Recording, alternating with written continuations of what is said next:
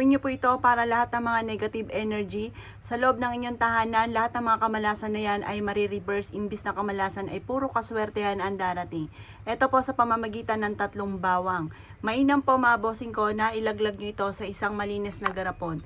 At pagkatapos mga bossing, kapag napansin niyo po ng inyong pong tubig ay parang siya po lumabo kagad, yan po ay marami na nahigop kagad na negative energy.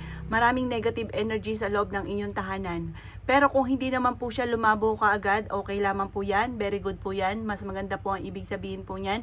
Ibig sabihin, ang inyo pong tahanan ay sagrado at hindi po siya napapalibutan ng mga negatibo. Proven po ito, napaka-epektibo po nito basta may 100% kang paniniwala sa mga ganitong pamamaraan. Kayo mismo ay ma-amaze dahil imbis po ng mga kamalasan or kaya po yung mga kamalasan ngayon na mga dumarating sa inyo, marireverse po yan. Dahil tayo ayaw natin ang malas, gusto natin ay puro swerte, mainam na gawin nyo po ito sa umaga.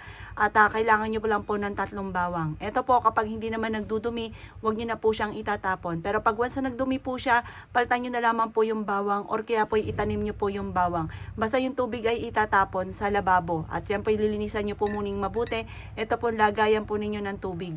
Ang dulot nito ay napakaswerte. Magpapalapit ito or magtatawag ito ng maraming pera. Magpapalapit ito ng swerte. Maraming blessing ang darating. Kayo mismo ay ma-amaze dahil magsusunod-sunod ang mga swerte na darating po sa inyo. Kayo po, basta positive lamang. Walang imposible, makakamit nyo kung ano man ang inyo pong mga ninais. Proven po ito, napakaswerte po nito. Kaya ako'y kinaniwala at nais po itong gawin. Huwag ka na magpatumpik-tumpik pa. Gawin nyo po ito at napaka-epektibo po ng ganitong mga pamamaraan. Kayo mismo ay matutuwa dahil sa magsusunod-sunod ang mga blessing na darating sa buhay po ninyo.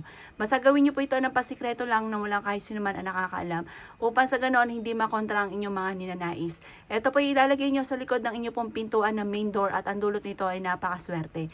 Basta pwede rin to sa inyo pong negosyo para araw-araw ka na magkaroon ng malaking benta. Yung mga kamalasan sa inyo pong negosyo ay matitigil na at araw-araw ka nabibigyan nito ng maraming benta. Proven po ito, napakaswerte po nito. Gawin nyo na po ito.